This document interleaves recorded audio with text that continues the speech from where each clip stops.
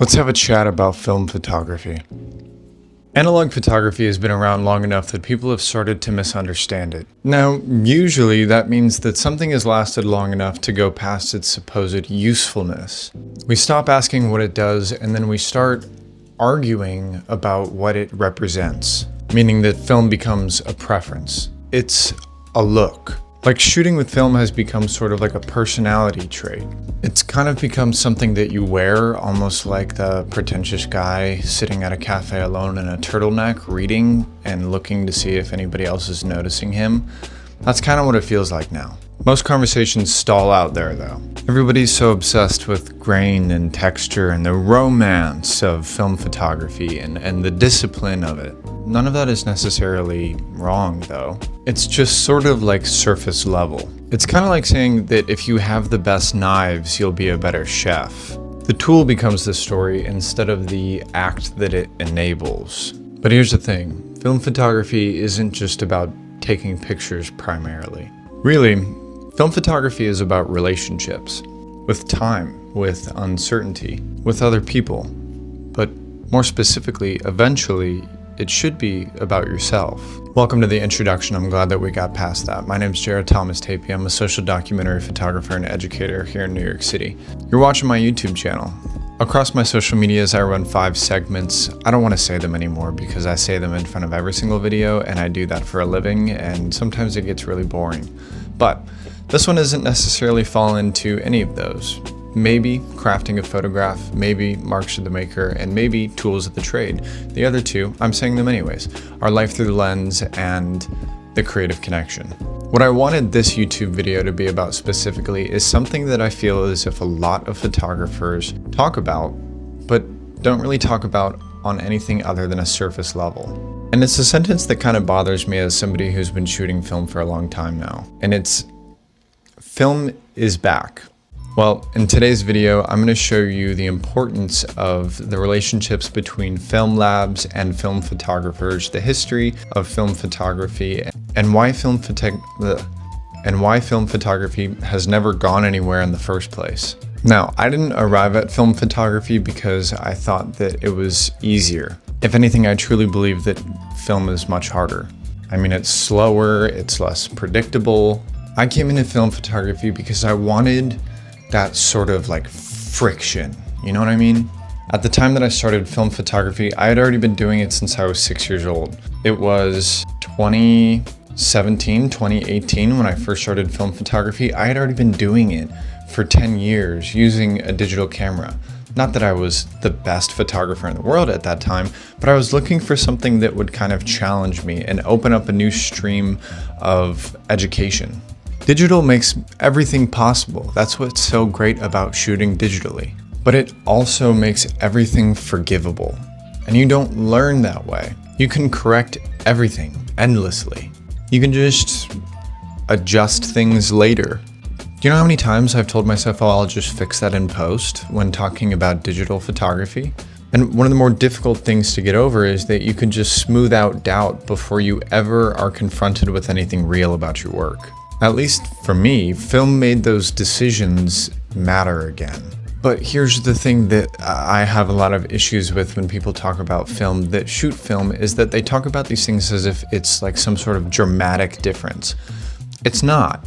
It's more so just a type of persistence. If anything, shooting film just helped me change the way that I shoot long before it ever changed how my photographs looked. It changed things like how long I decide to stay at a scene if nothing is going on exactly within that moment.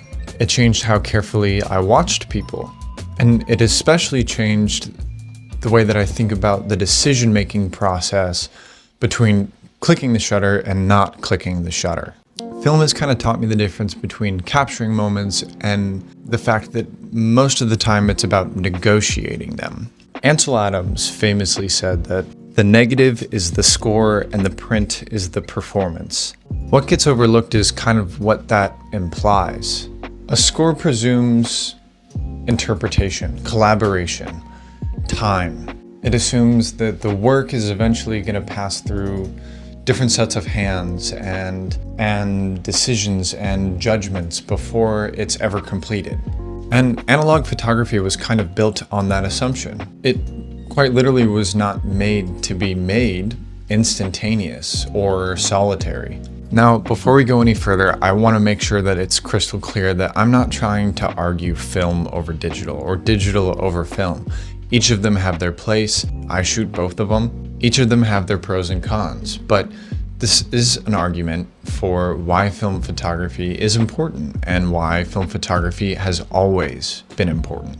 I really don't want to be lumped in with all of those other film photographers that just shoot film because they think that the process makes them elite compared to that of digital photographers.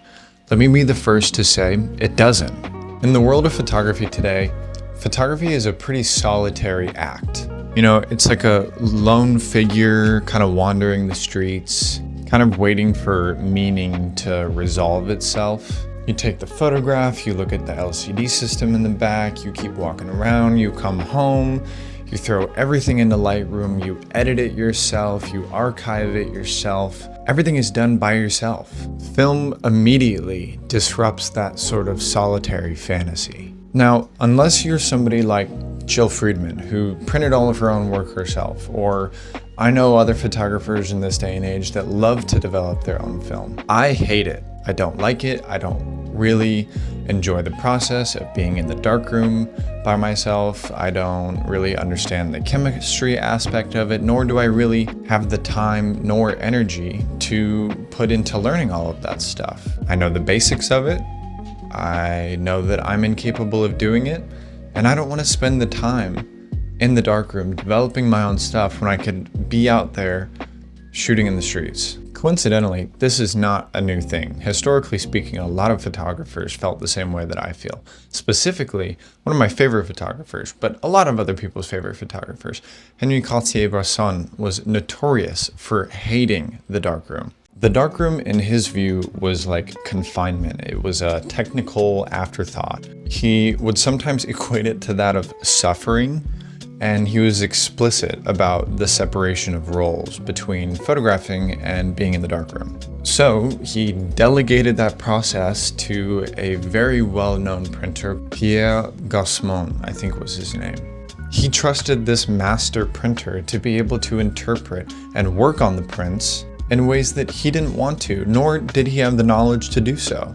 That's one of the aspects of film photography that I find so interesting. You expose something, but it's not finished. You hand it off to your lab and you wait. Then chemistry enters the conversation. And a really big one is that time stretches between the moment of exposure and when you see that final image. And that's a really big deal. I can't remember specifically what interview it was with Joel Meyerowitz.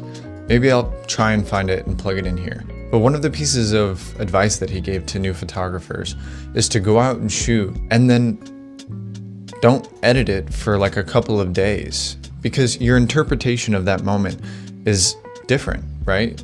When you come back home from a long day of shooting and you immediately go into editing on Lightroom, you're still kind of giddy about the images that you got. And so your selectivity and your connection to that moment are heightened. And maybe you don't make as many good choices in final selection, as opposed to waiting a couple days and seeing what those images look like afterwards and still seeing if you feel connected to them. Historically speaking, photography has always been a collaborative effort. Other people become involved, and instead of that feeling like, I don't know, a lack of authorship, it should be a relief. Lab technicians and printers, they weren't just decorators, they were interpreters. They understood restraint and density and emotional tone, and they built relationships with the photographers that they were working with. And honestly, if you've been shooting film for a while, you know, doesn't happen as often as it should. Printers and lab technicians' job wasn't to create their own interpretation, it was to make sure that they don't destroy that interpretation from the photographer. One of the main labs that I use here in New York City is Nice Film Club, and they are one of those labs that take the time to build that relationship with their photographers and understand that photographer's work. So when I'm stepping into the lab, I'm stepping into a sort of agreement, and I trust the people that do the things that they do because I know that they do them better than I ever possibly could. It would be foolish of me to say that that process hasn't changed the way that I shoot. It makes me less interested in control and more so worried about if the moments that I'm photographing are honest enough to survive interpretation. Your film lab shouldn't be seen as a service, it should be seen as a collaborator. The way that I see it, film photography makes you have a sort of different posture to life. You know, like it makes you kind of stand up a little bit taller and take accountability for what you're doing. You don't shoot endlessly because you can't. You can't check your photos because that option's gone. All that's left is the moment and your judgment within that moment. So yes, over time, that process should change your behavior as a photographer.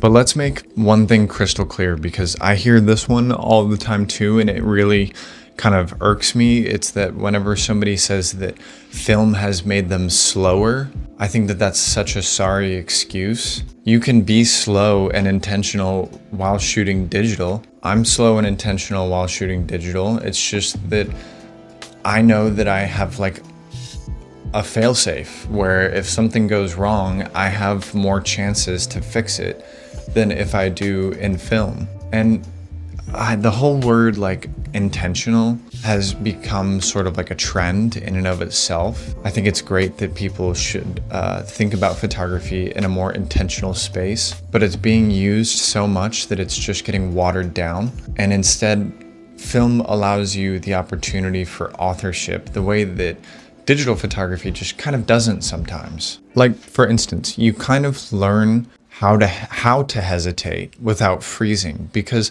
hesitation can happen in both film and digital photography, but sometimes in digital photography, the hesitation comes from fear or from not knowing when to press the shutter. Whereas with the hesitation that happens in film photography, you hesitate because you know that something else could happen within the next second or so, and you're waiting for that moment. Another big one is that you start to notice before acting, which sometimes I feel as if a lot of digital photographers go straight to the action part of photographing because you could just hold down the button and let those shots go. Whereas with film photography, you have to notice something before acting because then you'll waste a shot. But I think that one of the quotes that I think about quite often that really drives this point home about living within that uncertainty and the confidence that gets built through shooting with film comes from another very prolific photographer, Gary Winogrand. Here's a clip of him saying the quote. Well, when I'm photographing, often enough somebody will come up to me and say, you're getting good pictures. And I don't know. I know that what I photograph is interesting. I haven't seen the pictures yet, you know.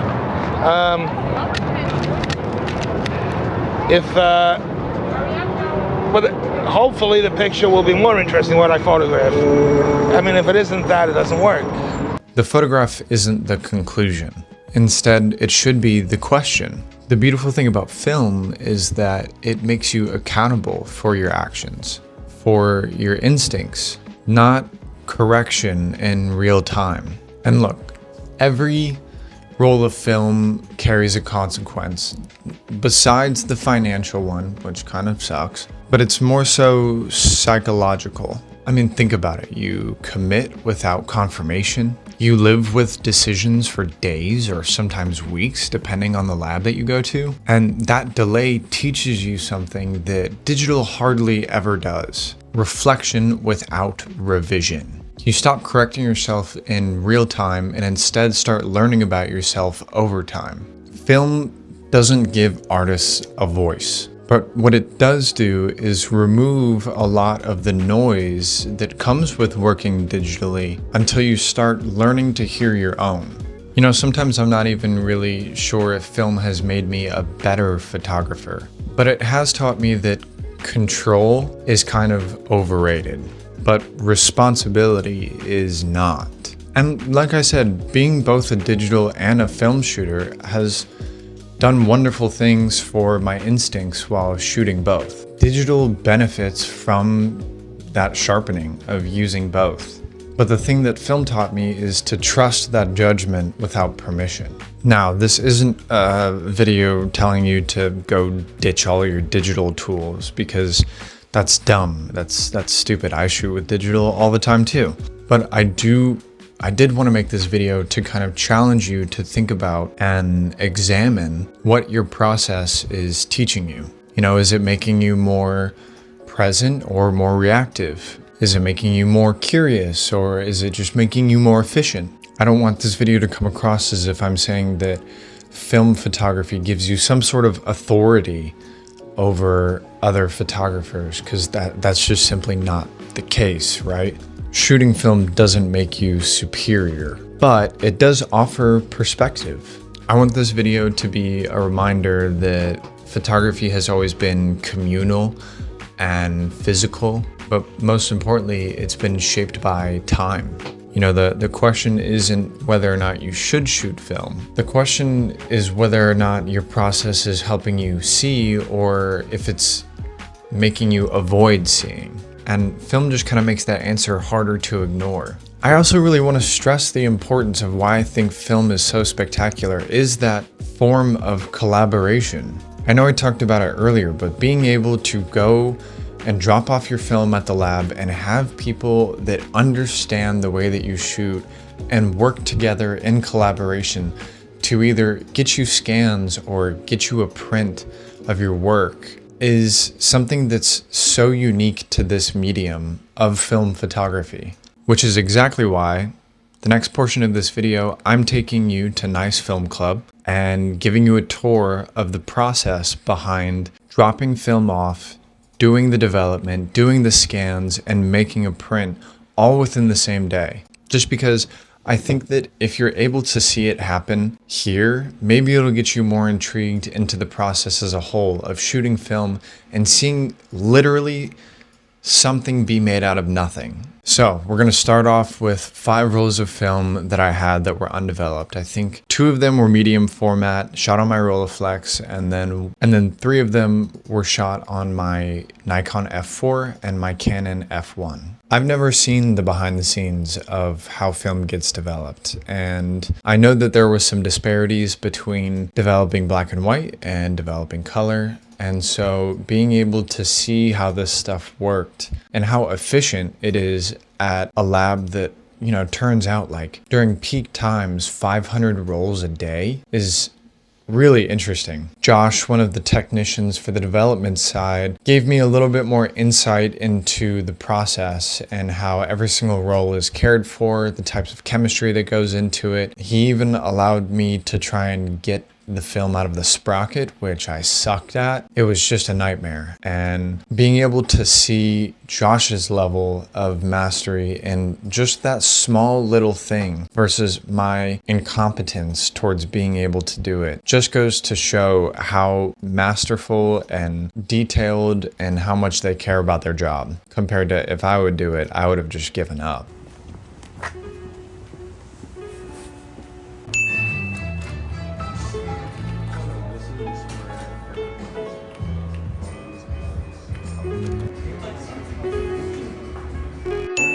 Well, 18 and... Can I sell you? Okay. Will you just give me an iced vanilla latte? Thanks, baby. What is everyone else? Yeah. All right. So, good old Josh. Oh, gosh. What do you want me to do first? Teach how to use this little guy. Alright. So, this has like 2 like tongue-like things, right? So you want to put them both in at the same time. Alright? You might be able to pick that up. It's going to have like one little kick. You're going to slide the first one up, then you're going to spin it again, and it will have like a little kick or like a click sound to it. Slide that, pull it back really quickly. Whoa. I'll do it one more time, and then I'll have you guys do it real quick. Alright, so spin it. We'll have a little click. Slide up. Click again. Pull. I still can't figure it out. Yeah, you made that look really, you know, like when you watch the X Games and you're like, I could do that. But it's like... Sure. How long have you been doing this? I've been doing this for, I've been here about a year. I've been doing this part of it for probably 6 months. 6 months. And when you're doing, my record is Oh yeah, we have like a little ice But board I'm at sheet. 230, so I average around 200 a day. When we're busy. Yeah, that high score. So Alita, she's done 302 in one day, which is Friends, I'm free. just back here, just Yeah. it's great. Everything in the closet is But better. like this. Okay. And then spin it again.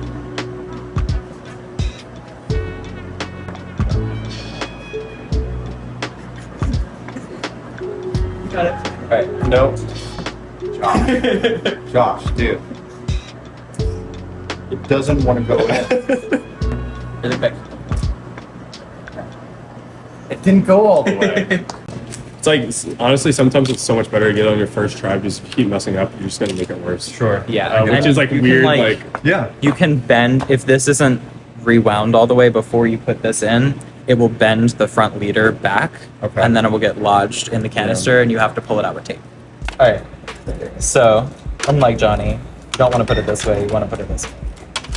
So, the rule we use here is, and I think most labs do this. We only pull it out to like guillotine for paper. we're still good. You don't want to expose the film. So the more you pull it out, the more it's exposing. So we only really pull it out to 4 notches. Cut it. On a leader card, you only really do to like the 5th notch so that it's just overlapping, and you want the film on the bottom, not on the top. You take a piece of tape, you get all the air bubbles out really quickly. That. And then this is how I do it, but everyone has their own technique. I flip it this way. I match up the tape on one side. That.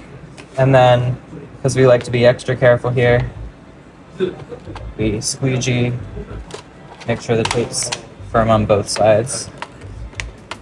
Like that.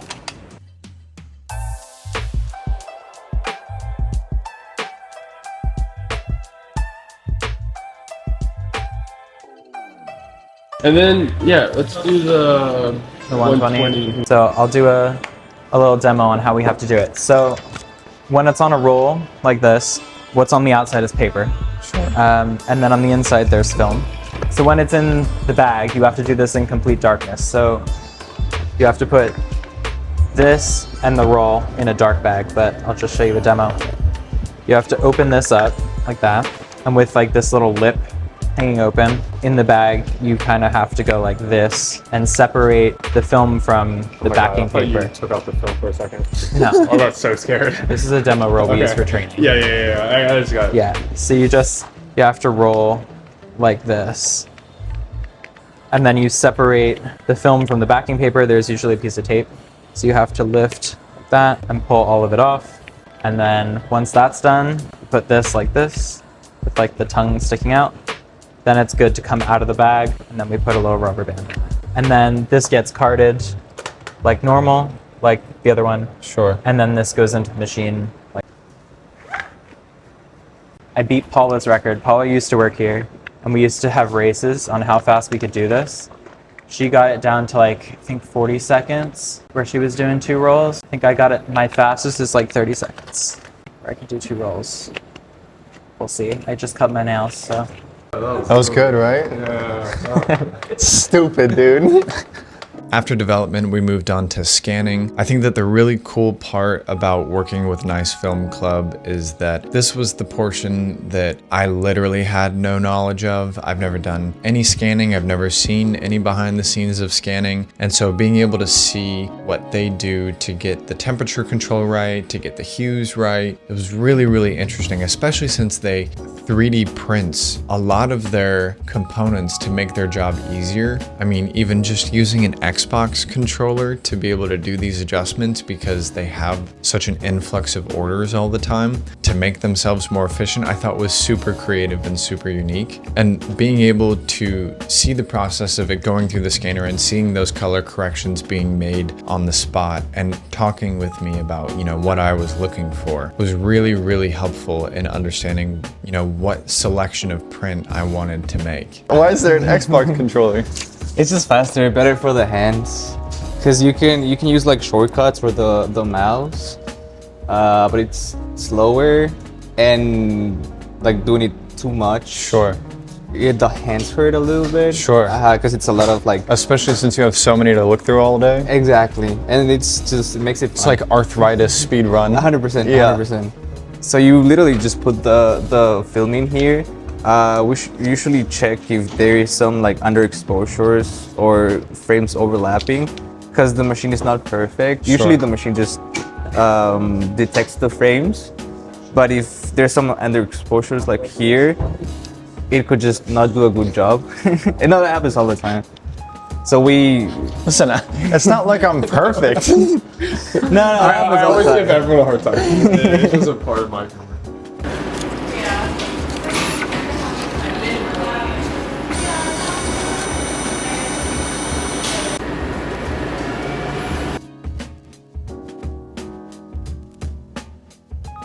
Here we just select the frames like these.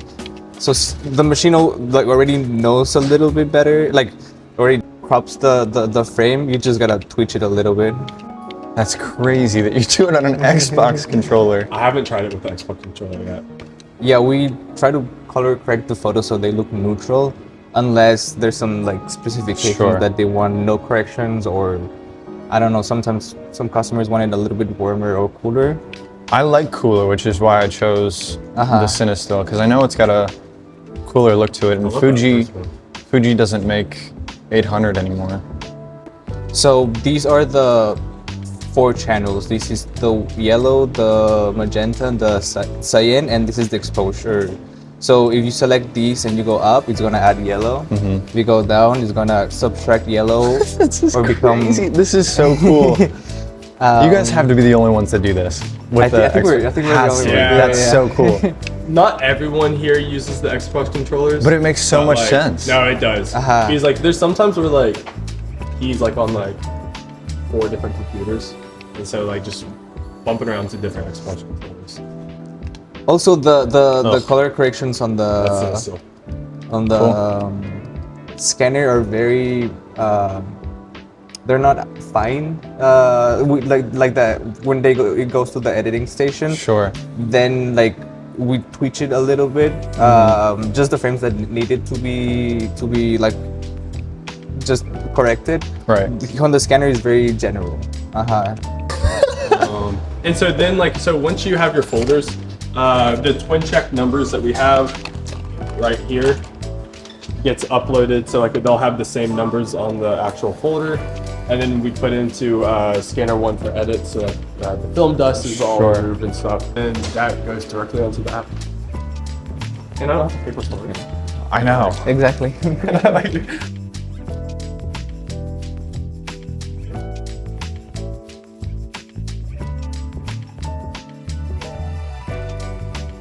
It's all like, see, that's a cool lighting. It's pretty I like dope. the grandma one. I like the green here. Is this Come old check out. film? Or Wait, what is that? That's the backing paper. Oh, the backing paper's on that. A car, like a hot car or something. I wasted a shot. I accidentally took a photo while I was leaving my camera on. It's my cat. That's a cool photo. I like that photo, honestly. Yeah.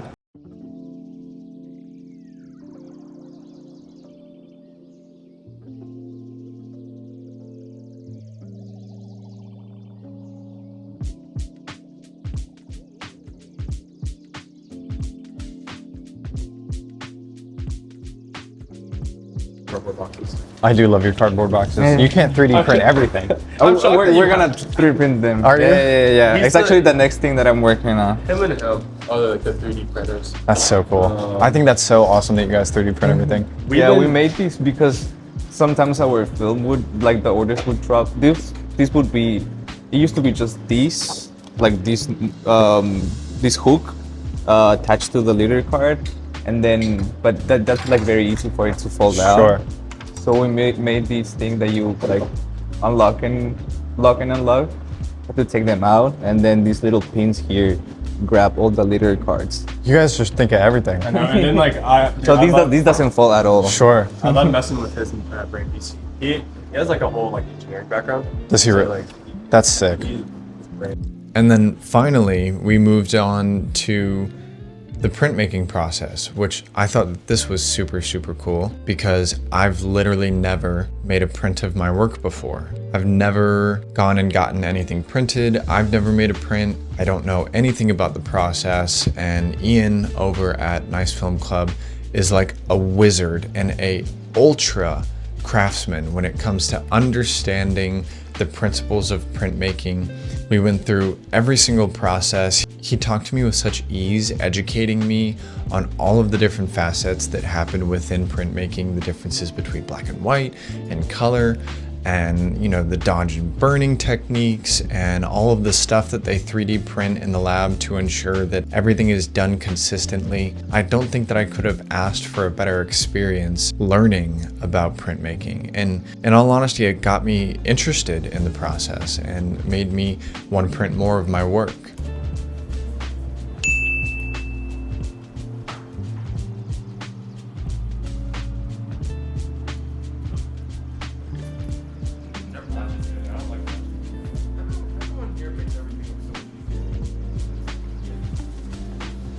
For black and white, it's you become the developing machine, and so it's like because you have to agitate the trays, you have to wash, do all the washes and everything. But in terms of color, it's really about the enlarging process itself, and I can outsource the developing to the machine. And personally, I don't really mind doing that part. I don't really mind doing the outsourcing. And it also just makes it more consistent. So it's like, yeah. But I do enjoy the actual enlarging process, putting the paper under the easel, dodging and burning, all that jazz. So for me, I prefer color for that aspect. We started off with contact sheets. We started off with strips of contact sheets, checking for exposure, and then leveling those out with both cyan and magenta, since the print that I decided on was shot on Cinestill, which is a very tungsten-based film. So we did all of the corrections using light, which was super interesting.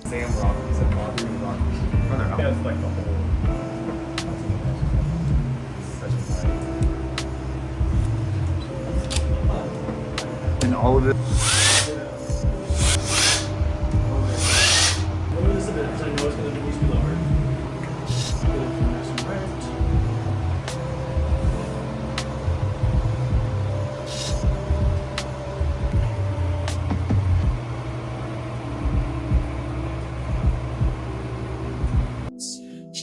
When I do contact sheets. At all? For any of them? No, it's mostly just try to misalign the blades. Sure. You can realign them because they have screws in the bottom that lets you calibrate the easel blades because these can be adjusted. Did you design this? No, this is a pre-made product. Okay. But it's an old one. And also it's like this easel. It goes for like $500. Like these easels, these are the high-end easels, and they're 4-blade as opposed to 2-blade. And so you can make better. Looks good. Then I'm set it from focus to print.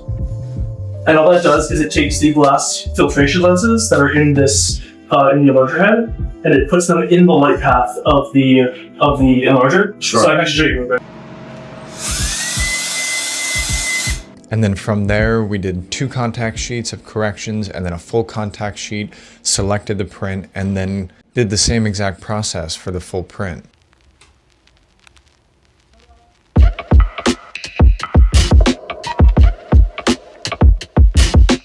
I might burn here just to darken this person back there. Yeah. But I like this light in the corner. And I like the lifted kind of black bubbles around here. So in terms of dodging, there's really much I need to dodge here. I think it's mostly burns. So I'm definitely gonna do a burn here.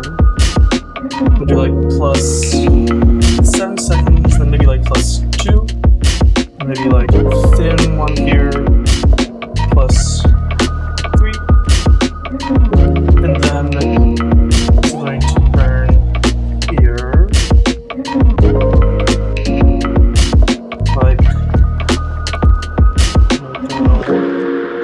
feather. So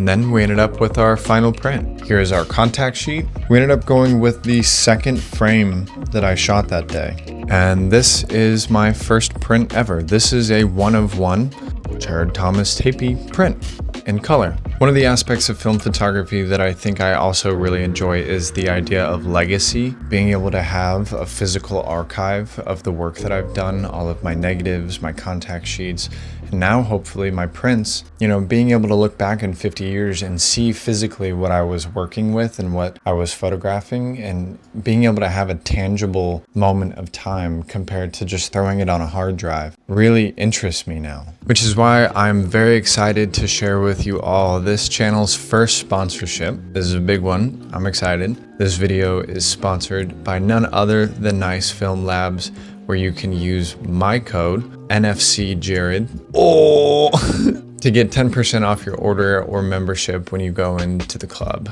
I think that this whole video couldn't have been made without Nice Film Club reaching out to me in the first place and being open to sharing their whole entire process and taking me behind the scenes and creating a sort of educational video, because that's what I like to do on here. And so I'm very appreciative at the opportunity. I do use Nice Film Club pretty extensively. I think that obviously, as you can see, they have great development, great customer relationships, and great printmaking that isn't really available very many other places here in the city. They also do internationally, nationally, so don't forget to use NFC Jared when completing your order. And that's going to be it for this video, guys. I hope that you learned something both about, you know, what film photography means to the medium, as well as hopefully learned some things about the process of developing film, to scanning film, to creating a print. And I do hope that you go and check out Nice Film Club and get a roll of film developed there. You guys are the best. Thank you so much for all of the support lately. You can find me on Instagram at Jared Tapey. You can find me on TikTok at Jared Thomas Tapey, I believe. You can find me on Substack at The Creative Connection, where I write daily about photography, and you can find me, of course, here on YouTube. So hope that you enjoyed. Now get out there and get shooting.